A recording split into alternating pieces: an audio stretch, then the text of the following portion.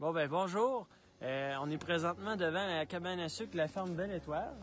Aujourd'hui, on va faire une vidéo pour expliquer les grandes sphères de la production acéricole. À la cabane à sucre ici, on a 5500 entailles réparties sur deux sites différents.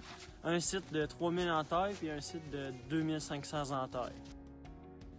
En production acéricole, tout commence par l'érable. Que ce soit en production conventionnelle avec des tubes, comme nous utilisons ici, avec des chaudières ou au biologique, tout commence par l'érable tout le temps et le processus est sensiblement le même. Comme on peut voir ici, où la trace jaune, qu'on utilise une petite peinture pour se rappeler les trous des années précédentes, on voit que le trou est déjà entamé sa cicatrisation. La méthode d'entaillage utilisée à la ferme ici est que l'on tasse de 2 pouces vers la droite l'année suivante et 12 pouces, vers le haut. Cela permet de faire le tour de l'érable pendant qu'il grossit et quand on revient, les trous précédents ont cicatrisé complètement et l'érable reste sain pour plusieurs années.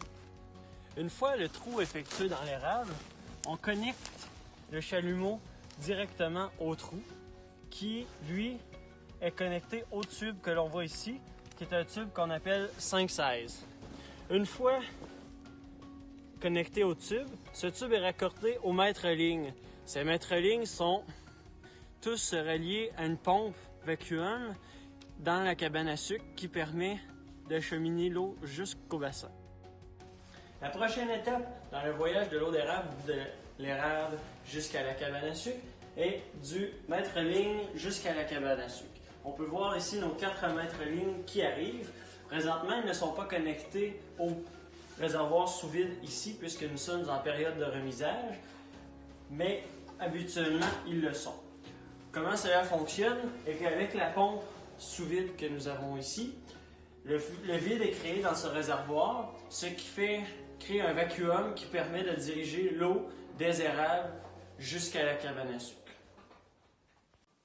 Une fois le réservoir plein, ce qui arrive une fois à tous les 4 minutes, dans le cas présent, mais plus l'érablière est grosse, plus le vidange se fait souvent, l'eau d'érable est pompée à l'aide du tuyau que l'on voit ici, jusque dans le bassin de 1000 gallons présent ici.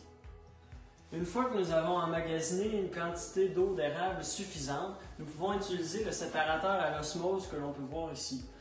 Le séparateur à l'osmose permet d'augmenter la concentration de l'eau d'érable d'un niveau d'environ 0 à 2 % de sucre à 14 % de sucre à l'intérieur de l'eau. Cela permet premièrement de limiter la quantité de stockage nécessaire pour l'eau d'érable et nous pouvons également économiser sur le temps de bouillage et sur la quantité de bois utilisée. Ce que le séparateur fait est qu'il sépare l'eau et l'eau d'érable qui permet d'être plus sucrée. L'eau que l'on peut boire du robinet est stockée dans ce bassin de 500 gallons et l'eau plus sucrée à 14 % de sucre est stockée dans ce bassin. Une fois l'eau séparée, nous sommes maintenant rendus à l'évaporation.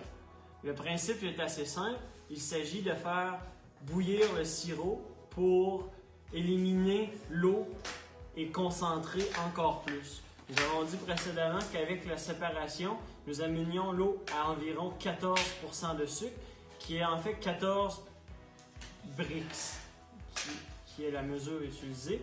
Le sirop d'érable, lui, est à 65 et 66 % de sucre, qui est 66 Brix. C'est le travail de la bouilleuse de passer d'environ 14 jusqu'à 66. Il existe plusieurs types d'évaporateurs. Comme nous avons ici, est un évaporateur conventionnel au bois sans combustion lente. Il existe des évaporateurs au bois avec la combustion lente, ce qui permet une économie de bois. Il existe aussi des évaporateurs à l'huile et à l'électricité. D'autres modèles sont aussi offerts avec 2 types de fonctionnement combiné pour une meilleure efficacité. Nous allons maintenant vous présenter quelques équipements qu'on peut voir l'évolution de la production à travers le temps.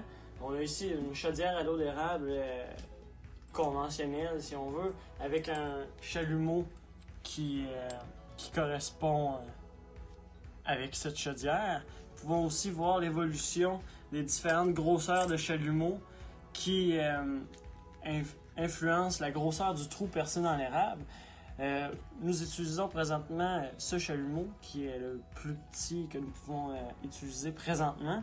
Cela permet à faire des beaucoup plus petits trous dans l'érable qui ont plus de facilité à cicatriser par la suite et qui augmente sa persistance de vie.